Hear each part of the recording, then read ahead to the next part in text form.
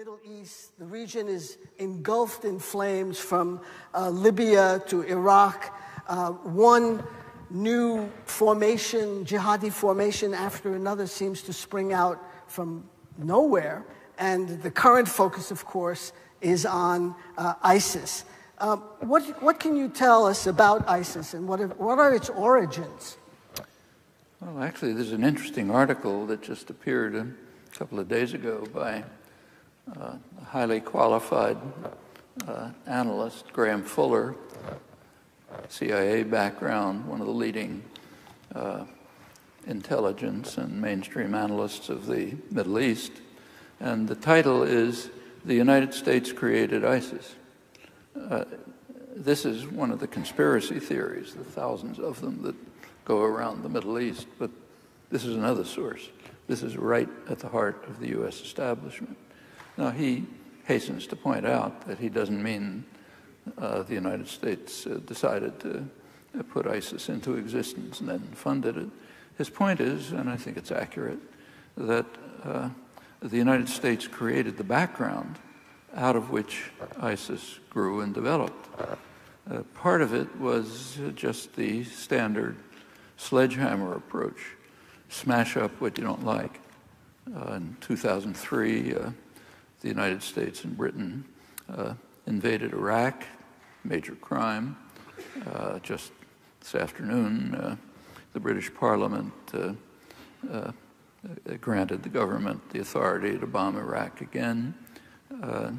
The invasion was devastating to Iraq. Iraq had already been virtually destroyed, first of all, by the long, decade-long war with Iran, in which, incidentally, Iraq was backed by the United States, and then the decade of sanctions, which were described as genocidal by the respected international diplomats who administered them, and both resigned in protest for that reason.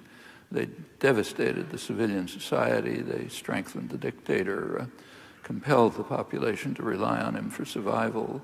It's probably the reason he wasn't sent on the path of a whole stream of other dictators who were overthrown. Finally, the U.S. just decided to attack the country. 2003, the attack. It's compared by many Iraqis to the Mongol invasions of 1,000 years earlier. Very destructive. Hundreds of thousands of people killed, millions of refugees, millions of other displaced persons, the destruction of the archaeological richness and wealth of the country back to Sumeria. And one of the effects of the invasion was immediately to institute sectarian divisions. Part of the brilliance of the invasion force, its director, Paul Bremer, was to separate the sects, Sunni, Shia, Kurds, separate them from one another, set them at each other's throats. Within a couple of years, there was a major sectarian conflict incited by the invasion, very brutal. You can see it if you say, look at Baghdad. If you take a map of Baghdad, say in 2002, it's a mixed city. Sunni and Shia are living in the same neighborhoods. They're intermarried. In fact, sometimes they say they didn't even know who was Sunni, who was Shia. It's like knowing whether your friends are in one Protestant group or another Protestant group. There are differences, but it was not hostile. In fact, for a couple of years, both sides were saying there'll never be Sunni-Shia conflicts. We're too intermingled in the nature of our lives, where we live, and so on. And by 2006, it was a raging war. Out of that conflict then was spread to the whole region. By now, the whole region is being torn apart by Sunni-Shia conflicts.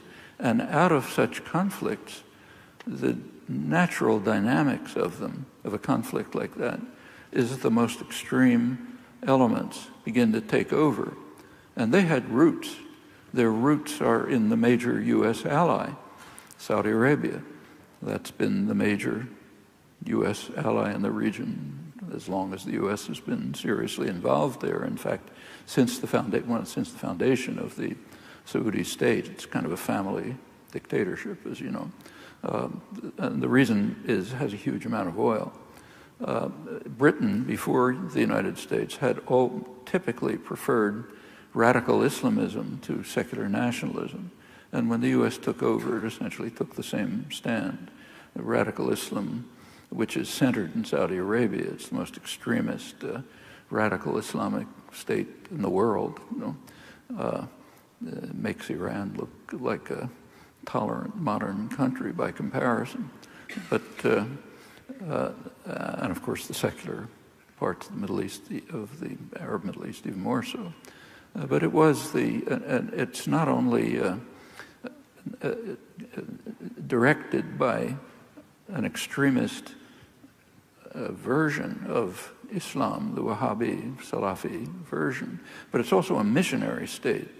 So it uses its huge resources, oil resources, to promulgate these doctrines throughout the region, establishes schools, mosques, clerics, and so on, all over the place, from Pakistan to Africa, North Africa. And an extremist version of Saudi extremism is the doctrine that was picked up by ISIS.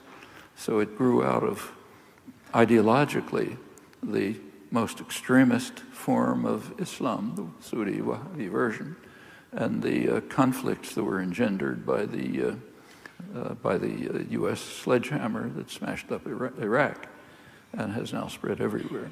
And that's what Fuller means by, and Saudi Arabia not only provides the ideological core that led to the ISIS radical extremism, but it also funds them, not the Saudi government, but wealthy Saudis, wealthy Kuwaitis, and others provide the funding and the ideological support for these jihadi groups that are springing up all over the place. There are other. This attack on the region by the United States and Britain is the source of where this thing originates. That's what Fuller meant by saying the United States created ISIS. And you can be pretty confident that as conflicts develop, they'll become the more extremist, the more brutal, the harshest groups will take over. That's what happens when violence becomes the means of interaction. It's almost automatic. It's true in neighborhoods. It's true in international affairs, and the dynamics are perfectly evident. And that's what's happening. That's where ISIS comes from. If they manage to destroy ISIS, they'll have something more extreme on their hands.